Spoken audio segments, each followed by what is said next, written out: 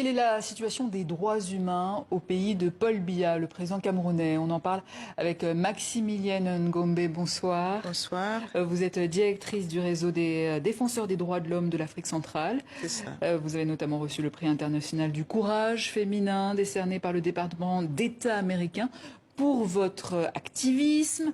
Des activistes, des journalistes victimes ces derniers mois d'assassinats, d'enlèvements, de tortures et autres actes d'intimidation. Il y a eu le cas Martinez Zogo qui a beaucoup marqué les esprits. Qu'est-ce que ça révèle de la situation au Cameroun aujourd'hui?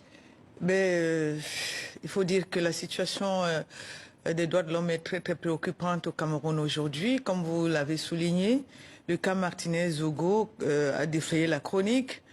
Nous tous, on a crié justice, mais la justice tarde à venir. Mais à côté de Martinez Zogo, vous avez vu, 2 semaines seulement après, il y a un autre journaliste, l'ABB, qui a été assassiné. Lui, jusqu'aujourd'hui, n'a même pas eu une enquête ouverte.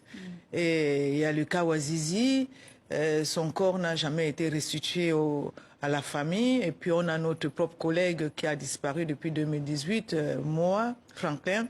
Donc tout ça pour nous, ça reflète, n'est-ce pas, la restriction de l'espace civique aujourd'hui au Cameroun, surtout lorsqu'on sait que le Cameroun est entouré de crises. Il y a la crise au nord-ouest. Oui.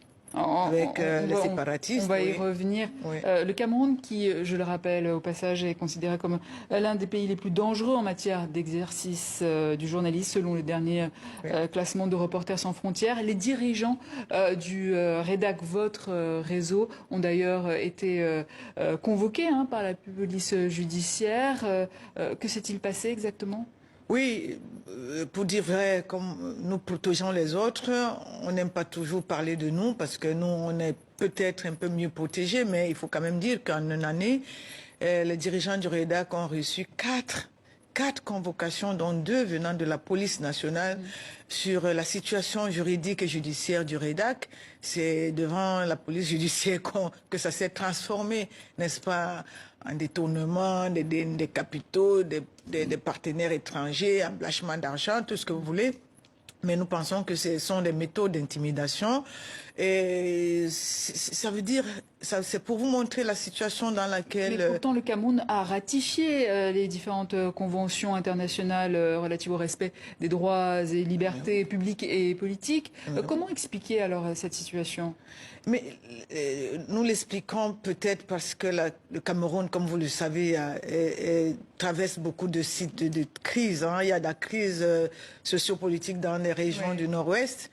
Il y a la crise politique aussi avec des arrestations, comme vous savez, des manifestants, n'est-ce pas, d'opposition, surtout le MRC, le premier parti de l'opposition. Jusqu'aujourd'hui, certains sont encore, n'est-ce pas, en prison. Ils ont écopé d'ailleurs de 7 ans pour la plupart, y compris des femmes.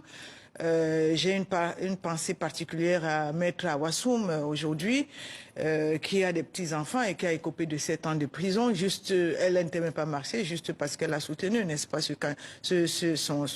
son président. Mais le Cameroun a aussi un problème de la longévité de notre président au pouvoir, et qui fait à ce qu'aujourd'hui, il y a des batailles, n'est-ce pas, pour sa succession. Ces batailles font que... donc il y a des problèmes politiques internes. Voilà, politico-sociaux à régler, et on s'attarde, n'est-ce pas, à cette bataille au lieu, n'est-ce pas, de la mise en œuvre, n'est-ce pas, des conventions qui ont été ratifiées. Je voudrais quand même dire que, au-delà des conventions, le Cameroun a signé la charte africaine des droits de l'homme et des peuples, donc membre de... Vous parliez des crises tout à l'heure. Alors il y a les régions indépendantistes anglophones du nord-ouest et du sud-ouest qui sont, je le rappelle, le théâtre depuis fin 2016 d'un conflit meurtrier entre rebelles séparatistes d'un côté, de policiers et militaires de l'autre, un conflit qui a fait plus de 6000 morts et forcé plus d'1 million de personnes à se déplacer. On a le sentiment qu'en 7 ans, finalement, rien n'a bougé, statu quo. Malgré la volonté de faire bouger des choses, il faut constater que rien ne bouge parce que c'est pas comme ça que nous pensons que ça doit bouger. Nous pensons qu'il faut, n'est-ce pas, quand on a une guerre fratricide, il faut parler, même si on n'est pas d'accord. Et le dialogue n'est pas là. Et le dialogue, on a mis en place un dialogue national. Tout le monde a vu que ce dialogue a eu, n'est-ce pas, des limites. Et aujourd'hui, tout le monde est revenu pour dire qu'il faut un vrai dialogue, il faut une vraie médiation. Et d'ailleurs, il y a le Canada qui était sorti pour, n'est-ce pas, offrir, le gouvernement canadien voulait offrir, n'est-ce pas, son expertise. Et comme je vous ai dit, comme il y a une bataille au niveau de la succession du président, il y a bien entendu les extrémistes de part et d'autre, ceux qui ne veulent pas qu'il y ait, ceux qui ne veulent pas d'abord qu'il n'y ait pas de dialogue, qui tirent des ficelles dans l'ombre, et les séparatistes aussi, certains qui ne veulent pas qu'il y ait dialogue, parce que bon, ça devient, n'est-ce pas, une économie de guerre, chacun se fait sa guerre. Maintenant, au niveau de Boko Haram, comme vous le savez, ça fait depuis 2013, on avait un peu une accalmie, mais depuis un certain temps, Boko Haram a repris de belles lurettes.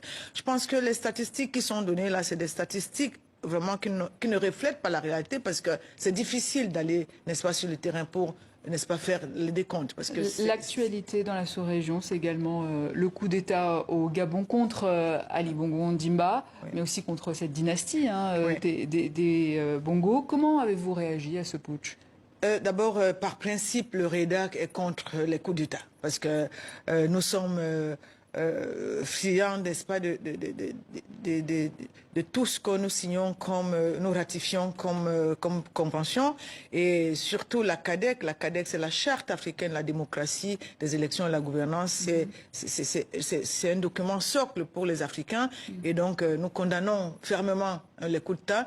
Maintenant, il faut dire la vérité, souvent il y a aussi des coups d'État constitutionnels, c'est-à-dire que le changement de constitution tout le temps pour se représenter, les élections qui ne sont pas libres et transparentes, tout le temps en train de tripatouiller pour gagner des élections, pour se maintenir au pouvoir.